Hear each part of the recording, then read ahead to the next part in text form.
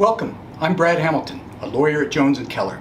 You're probably familiar with Jones & Keller because you are on our website, but in case you're not, Jones & Keller is a business transactions, securities, finance, and commercial litigation firm based in Denver, Colorado.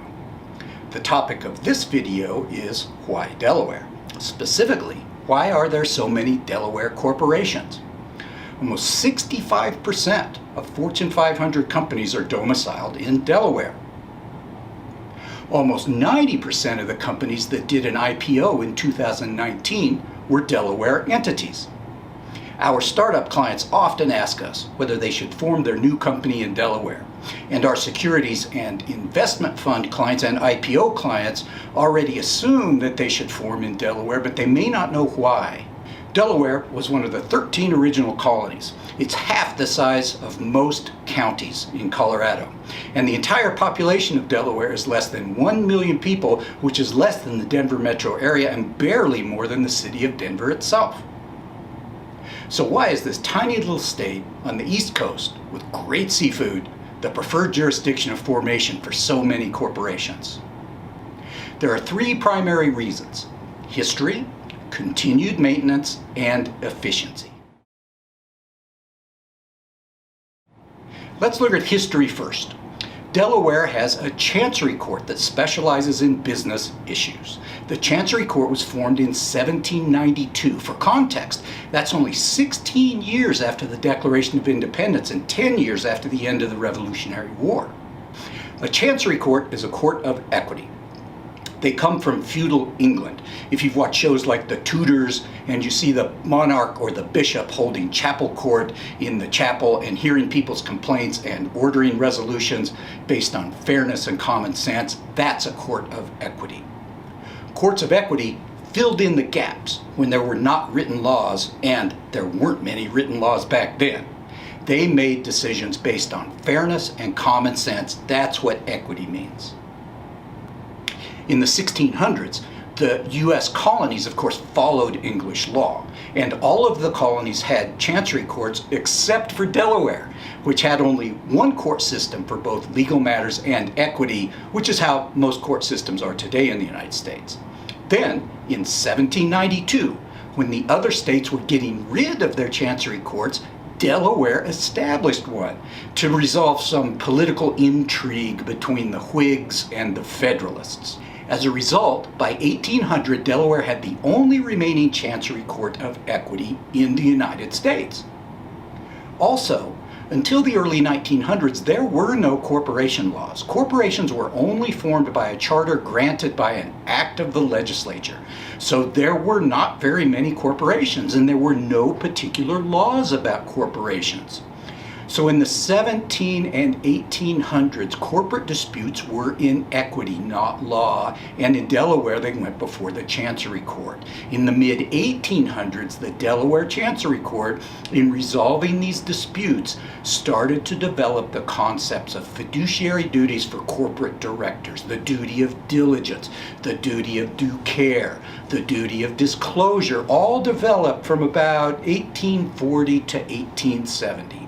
Then, in 1899, Delaware passed its general corporation law, which was one of the earlier corporation laws in the U.S., and the benefit of being a Delaware corporation began to grow, because now you could form a corporation in Delaware without a legislative charter. That means more corporations, which means more case decisions. More case decisions means more certainty or predictability, which means more corporations forming in Delaware. That's the historical genesis of Delaware's extensive corporate law. In the early 1900s, as corporations began to recognize Delaware as a preferred jurisdiction for formation, there was also an explosion in corporate litigation, which meant even more cases, and therefore more decisions and more law coming out of the Delaware Chancery Court. The Delaware legislature realized they had a potential industry from being the home base for corporations. Since then, the Delaware legislature's been very active with its corporation law, amending the law yearly, sometimes more often, to keep up with court decisions and stay current. In fact, now Delaware earns more than $1 billion billion every year in entity filing fees and franchise taxes. Now, let's look at efficiency. As a result of history and ongoing maintenance, Delaware law became the de facto corporate law of the United States. Most states' courts look to Delaware law if there's not a relevant decision in that state, and will follow Delaware law unless the relevant language of that state's law is different. And many state corporation laws either follow or are very similar to the Delaware General Corporation Law. And since corporation statutes don't cover everything, most corporate disputes are still claims in equity and common law, and Delaware has by far the most case law on those issues. Because of that, most corporate lawyers, such as myself, know at least two corporation laws: the law of the state they're in and Delaware.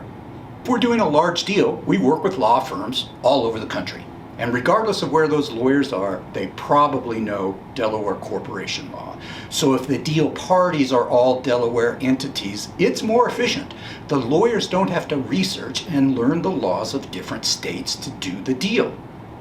And another thing, venture capital funds, private equity funds, and angel investors sometimes won't invest in non-Delaware startups. They know that their lawyers know Delaware law, they don't like uncertainty, and they don't want to pay their lawyers to learn the law of another state just to make an investment.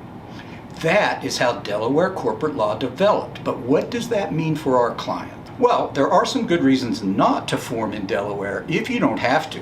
So if Amazon was a Colorado corporation, I could renew and pay their $10 fee in about 1 minute. In Delaware, Amazon's annual franchise fee is $250,000. Generally speaking, if you're planning on rapid growth, several rounds of outside investors, and maybe an eventual IPO or trade sale exit, then yes, it might make sense for your corporation to be in Delaware.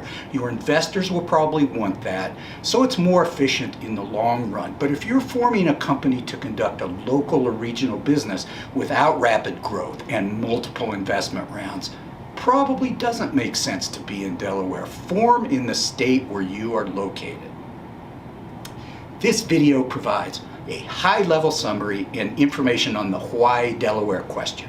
As with most things legal, there are many considerations and nuances on where you should form your corporation, or whether your business should even be a corporation. I hope you find this information helpful, but you should always consult with your own lawyer on your particular facts and circumstances before making any legal decision. Thanks for watching, and give me a call or send me an email if you have any questions.